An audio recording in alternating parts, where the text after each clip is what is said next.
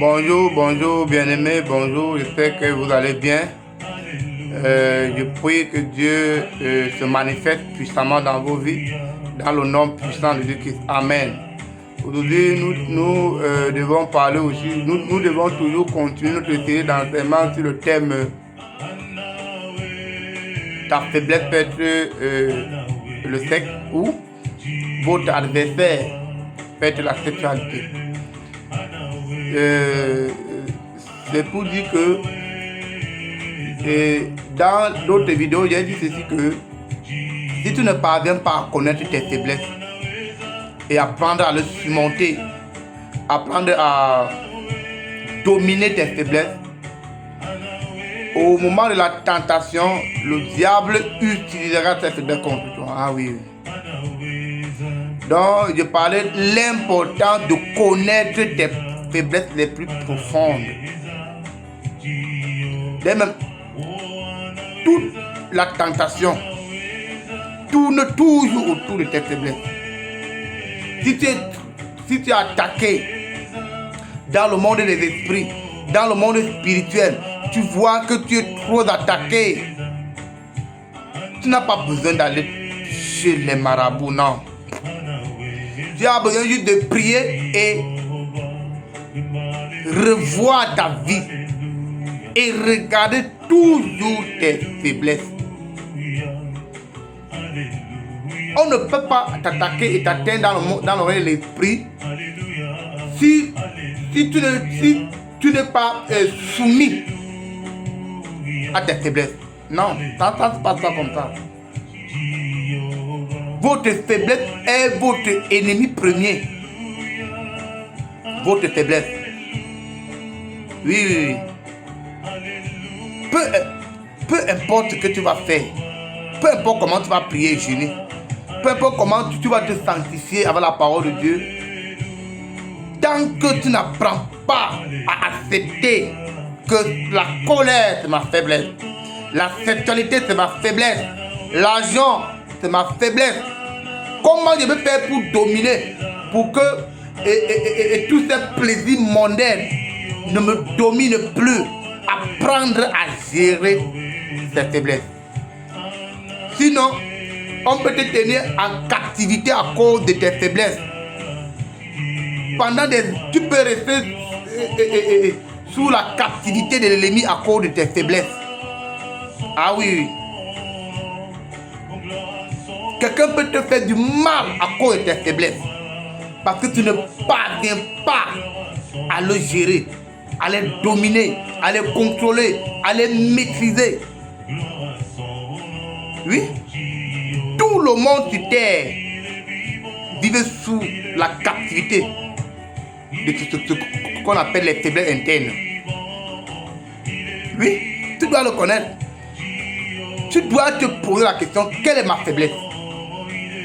C'est là où tous tes combats, c'est la porte de tous tes combats. Dès que tu fermes la porte de tes faiblesses, tu deviens vainqueur. Amen. Pour cela, nous devons lire la parole dans Genèse chapitre 29 à partir du verset 17. Amen. La Bible déclare ceci. Or, Laban avait deux filles. L'aînée s'appelait Léa et la cadette Rachel. Léa avait les yeux fragiles, tandis que Rachel était belle à tout point de vue. Jacob aimait Rachel. Il dit donc, je te servirai 7 ans pour Rachel, ta fille cadette. Laban dit, je préfère te la donner à toi qu'à un autre homme. Reste chez moi. Ainsi Jacob servit 7 ans pour Rachel. Il lui parut comme quelques jours parce qu'il l'aimait. À cause de la femme, Jacob a travaillé 7 ans d'esclavage chez Laban. Et si nous devons continuer de lire à partir du 22e verset, Genèse chapitre 29, à partir du 22e verset, la Bible déclare ceci. Laban réunit tous les habitants de l'endroit et donna un festin le soir. Il prit sa fille Léa amena vers Jacob qui s'unit à elle.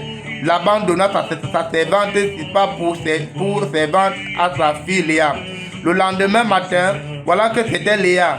Jacob dit alors à Laban, qu'est-ce que tu m'as fait? Est-ce que pour Rachel que j'ai servi chez toi, pourquoi m'as-tu trompé? Je me limite là. Jacob, voyant que Laban, voyant que Jacob aima tellement sa fille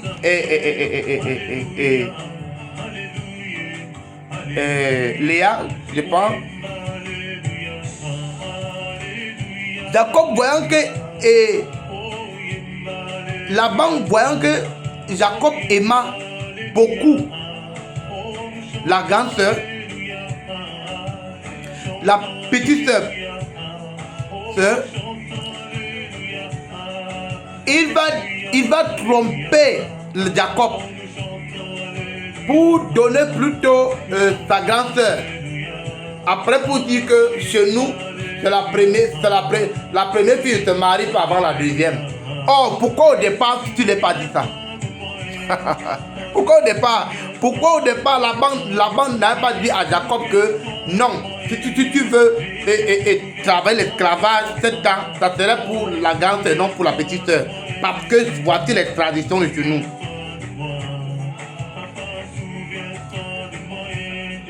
Et Jacob va travailler 14 ans d'esclavage à cause de la femme. 2 femmes. 14 ans. Même si on continue de lire, on va remarquer ceci. Même quand Jacob voulait partir, Laban n'était pas prêt de le laisser partir. La sexualité. Ta faiblesse. La faiblesse de Jacob était qui? Les femmes. Le sexe. Oui. Bien-aimé, le sexe peut te tenir en captivité pendant des années. Le sexe peut détruire ta vie. Les sorciers, les sorciers d'abord adorent un homme ou une femme qui vivent sur le coup de ses désirs. Quand un sorcier voit que tu aimes trop la boisson, il est fier de toi. Il va t'offrir la bière comme tu veux. Tout tournera autour de la bière. Quand un sorcier voit que tu aimes trop les femmes, il est fier parce qu'il sait que tu n'es pas un problème pour lui. Il peut te manipuler, il peut te vampiriser, il peut faire tout ce qu'il veut de toi. Parce que toi-même, tu lui ouvres tes portes gratuitement. Tu l'invites. Bien-aimé, vos désirs sont plus dangereux que le diable. Parce que c'est vos désirs qui vous amènent chez le diable. C'est vos désirs qui appellent les sorciers chez vous. Tu es colérique. Tout ton problème sur le sexe. Tu vas à tout prix sexer.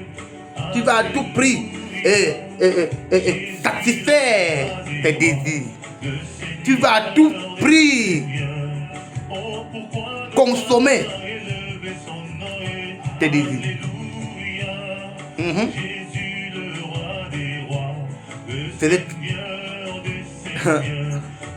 Le diable n'est pas fort, hein. Il utilise seulement vos faiblesses contre vous. Il vous manipule. Le sexe peut te tenir 20 ans, parfois 50 ans. À cause d'un seul rapport sexuel, tu peux misérer, souffrir. Tu peux voir ta vie être détruite, ta vie être